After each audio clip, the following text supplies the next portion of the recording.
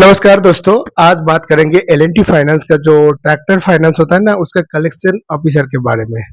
तो आज इस वीडियो में हम बात करेंगे ट्रैक्टर फाइनेंस का कलेक्शन ऑफिसर में अगर आप ज्वाइन करना चाहते हो, कहाँ से आपको अप्लाई करना पड़ेगा, इसका जो ड्यूटी टाइमिंग क्या होता है, ड्यूटी एंड रिस्पॉन्सिबिलिटी क्या होता है, इसमें अगर आप ज्वाइन करना चाहते हो आपका क्वालिफिकेशन क्या होगा और इसमें सैलरी और इंसेंटिव क्या होगा, और अगर यहाँ पे आप अच्छे से काम करेंगे तो क्या पोस्ट तक आप जा सकते हो। तो वीडियो शुरू करने से पहले मैं बताना चाहूँगा दोस्तों, आप लोगों को धन्यवाद। मेरा जो एल&टी फाइनेंस का माइक्रो लोन ऑफिसर का एक वीडियो मेरे चैनल पे अपलोड किया था, वो 3 महीने में 4,500 से ज़्यादा व्यू हो गया है। तो आप मैं Dipankar bank, private bank, finance related content बनाता हूँ। तो अगर आप फाइनेंस में जॉब करना चाहते हो, फ्यूचर में भी आप फाइनेंस रिलेटेड जॉब में जॉइन करना चाहते हो, फाइनेंस में जॉइन करने का आपका प्लानिंग है, अगर आप स्टूडेंट हो, एचएस कैंडिडेट हो, ग्रेजुएशन कैंडिडेट हो, तो आप प्लीज़ मेरे चैनल को लाइक, सब्सक्राइब और शेयर करना मत भूलिएगा। तो शुरू करते हैं।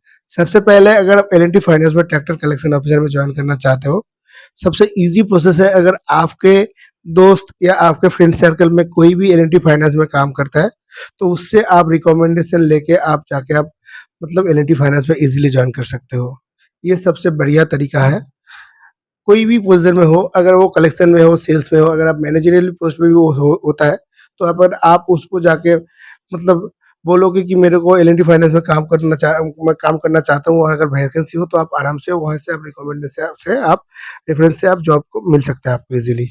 दूसरा प्रोसेस है, आपका जो एल&टी फाइनेंस का वेबसाइट है, वेबसाइट से जाके अपना जो है आपका बायोडाटा अपलोड करना पड़ेगा। और एल&टी फाइनेंस में वेबसाइट में जो है बहुत सारे एरिया के में जितना-जितना वैकेंसी हो, वैकेंसी अपलोडेड रहता है। तो आपके आपके पसंद के हिसाब से जो पोस्ट आपको अच्छा लगे, वहाँ से आपको अप्लाई करना पड़ेगा।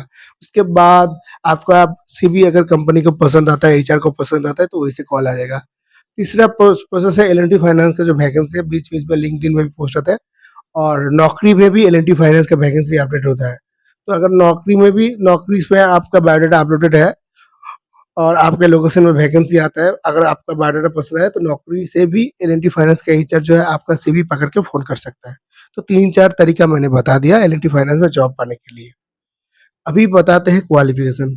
क्वालिफ़िकेशन जो है 10+2 आपका क्वालिफ़िकेशन होना चाहिए। ट्रैक्टर फाइनेंस कलेक्शन ऑफिसर में काम करने के लिए 1 साल का कलेक्शन का एक्सपीरियंस होना चाहिए।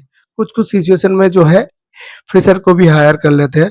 अगर आप फ्रेशर जॉइन करते हो, तो आपका सैलरी होगा लगभग 12,000 पीएफ-टीएफ काट के। फ्यूल का पैसा जो है 25 से 3500 रुपए तक मिलता है। वो जो है आपका कलेक्शन की एफिशिएंसी के ऊपर डिपेंड करता है।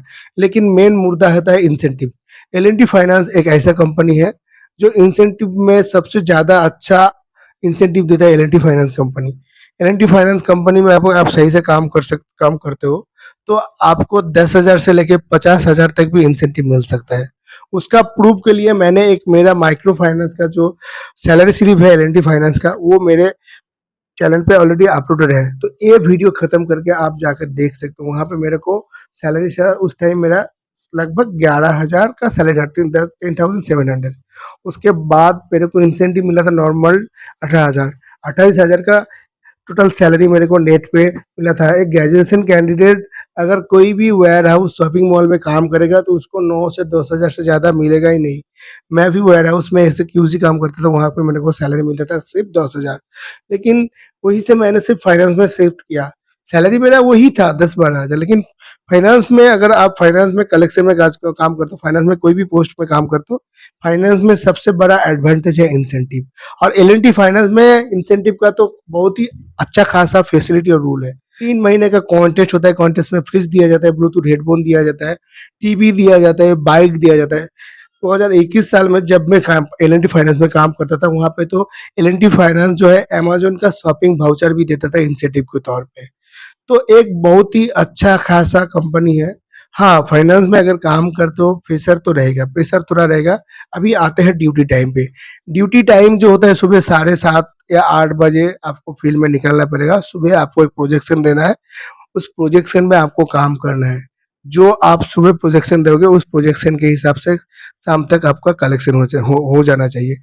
कभी आपका 4-5 बजे तक भी कलेक्शन हो जाएगा, कभी शाम साढ़े 6-7 भी बज सकता है। तो ये आपके ऊपर डिपेंड करता है, और फाइनेंस में अगर काम करते हो तो हर दिन एक नहीं होता है। कोई कुछ दिन ऐसा भी होगा कि 5 बजे आ गए, कभी ऐसा भी दिन आएगा रात 10 भी बज सकता है। तो ये कोई नॉर्मल बात है, ये कोई घबराने की चीज़ नहीं है। प्राइवेट कंपनी में अगर आप काम करते हो, ये चीज़ आपको ध्यान में दिमाग में रख के ही आपको जॉइन करना है। अगर आपका जॉब टाइमिंग अच्छा नहीं लगा तो आप जॉइन मत कीजिए। तो ये हो गया। अभी बताते हैं एक्सपीरियंस इसका क्या काम आएगा।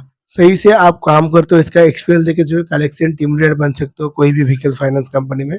और एल&टी फाइनेंस में अगर कलेक्शन ऑफिसर से आपका प्रमोशन होता है तो डायरेक्ट आप कलेक्शन मैनेजर भी बन सकते हो।